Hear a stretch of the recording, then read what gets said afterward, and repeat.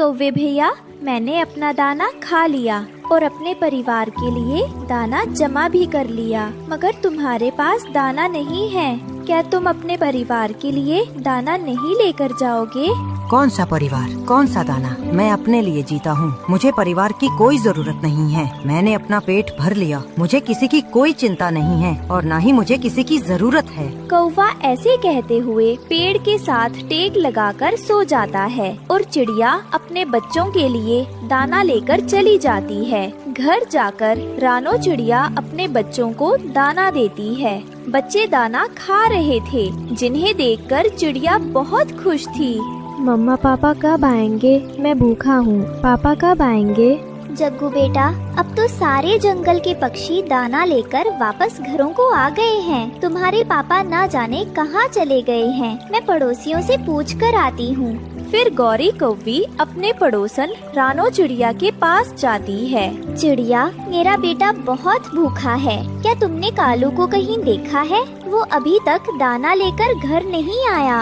गोरी बहन, वो मेरे साथ ही भोजा लेने गया था, मगर वो अपना पेट भरकर वहाँ ही पेड़ के साथ लगकर सो गया। वो कह रहा था, मुझे परिवार की कोई जरूरत नहीं है, मैं अपने परिवार के लिए दाना नहीं लेकर जा सकता। इससे तो अच्छा है मैं मर ही जाऊं। एक माँ अपने बच्चों को कैसे भूखा देख सकती है। फिर गोरी कौवी उड़ती हुई कालू कौवे के पास जाती है। कालू, उठो उठो कालू, तुम यहाँ सोए हो और जग्गू भूख से मर रहा है। तुमने मेरी नींद खराब कर दी। क्यों आई हो तुम यहाँ? तुम्हें बताया किसने कि मैं यहाँ हूँ? अभी तुम जवान हो, जब बूढ़े होगे तो फिर पता चलेगा कि घर परिवार क्या होता है।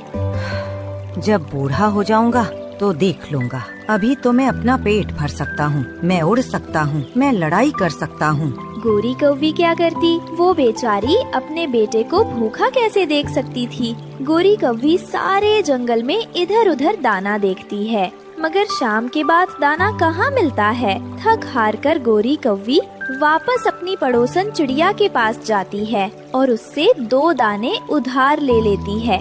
चिड़िया, कल से मैं भी तुम्हारे साथ दाना लेने जाया करूँगी। जब तुम दाना लेने जाओ तो जाते समय मुझे साथ ले जाना।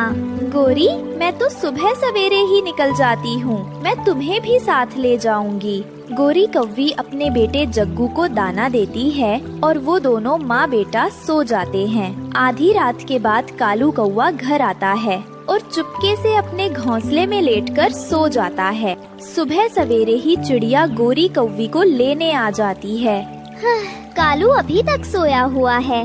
रात ना जाने किस समय घर आया और ना जाने अब कब उठेगा। मम्मा, मैं भी सो जाऊंगा, पापा मुझे पीछे से मारते हैं। नहीं बेटा, तुम थक जाओगे। गौरी और रानो चिड़िया दाना लेने चली जाती हैं। चिड़िया और कौवी दाना ढूंढ रही थी कि वहाँ भागा भागा तोता आ जाता है। चिड़िया, चिड़िया, कल जंगल में तूफान आने वाला है। हमें तूफान के आने से पहले किसी सुरक्षित जगह पर जाना होगा। मगर कहाँ तोते? सब पक्षी कहाँ जा रहे हैं? मैंने और कबूतर ने फैसला किया है कि हम सब पूर्व वाले जंगल चले जाएंगे। वहाँ का तापमान भी ठीक है और भोजन की भी कोई कमी नहीं है। कालू नहीं मानेगा, वो कभी भी हमें तुम लोगों के साथ नहीं जाने देगा। गोरी, कब तक उस आवारा कौवे के सहारे जिंदगी गुजारोगी? अपने बेटे की खातिर तुम्हें फैसला करना होगा। अगर वो ना भी माने तो तुम्हें हमारे साथ जाना ही होगा, क्योंकि पिछली बार तूफान में कई पक्षी मारे गए थे। शाम को गोरी कौवी घर जाकर कालू से कहती है, जग्गू के पापा, अब हमें यहाँ से जाना होगा। सब जा रहे हैं क्योंकि कल जंगल में तूफान आ रहा है। कोई नहीं जाएगा, वो जाते हैं तो जाएं, हम तो इसी जंगल में रहेंगे। मुझसे दूसरे जंगल जाकर नया घर नहीं बनेगा। हम कुछ दिनों के लिए तिनकों का घोंसला बना लेंगे। कालू, मान जाओ, हमारा बेटा भी है, उसका तो ख्याल करो। मगर कालू कौवा नहीं मानता। दूसरी सुबह रानो, चिड़िया, कबूतर और तोता गोरी कौवी को लेने पहुंच जाते हैं। मैंने कहा, खबरदार, कोई नहीं जाएगा यहाँ से। ठीक है, अगर तुम नहीं जाना चाहते तो मैं जा रही हूँ। मैं अपने बेटे को अपनी आँखों के सामने मरता हुआ नहीं देख सकती। सोच लेना, दोबारा मैं किसी को इस घर में आने नहीं दूंगा। जब हम वापस आएंगे तो फिर देख लेंगे, अभी तो हम जा रहे हैं। कौवे, मारे जाओगे? जिद छोड़ दो।